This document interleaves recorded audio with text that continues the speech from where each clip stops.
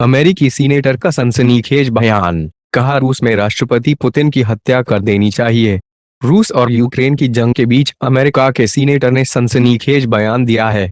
America के senator Lindsey Graham ने कहा है कि किसी को रूस में राष्ट्रपति व्लादिमीर पुतिन की हत्या कर देनी चाहिए। लिंडसे ग्राहम ने एक टीवी इंटरव्यू में कहा था कि पुतिन की हत्या के लिए रूस में किसी को सामने आना होगा। रूस और यूक्रेन के बीच जंग को तब ही खत्म किया जा सकता है।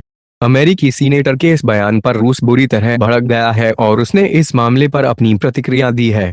रूसी दूतावास की तरफ से कहा गया है कि लिंडसे ग्राहम की पुतिन की कत्ल करने की बात करना क्रिमिनल एक्ट है।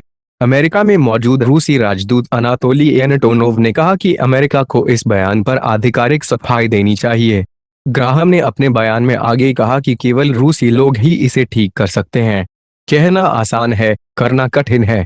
अगर आप अपने शेष जीवन को अंधेरे में नहीं देखना चाहते हैं, घोर गरीबी से खुद को अलग थलग रखना चाहते हैं, तो किसी न किसी को यह कदम उठाना होगा।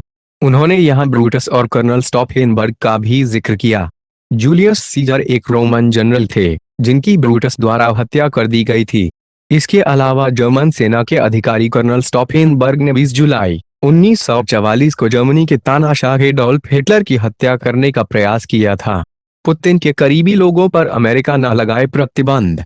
बाइडेन प्रशासन ने गुरुवार को रूस के राष्ट्रपति व्लादिमीर पुतिन के करीबी कुछ लोगों पर नए प्रतिबंधों की घोषणा की।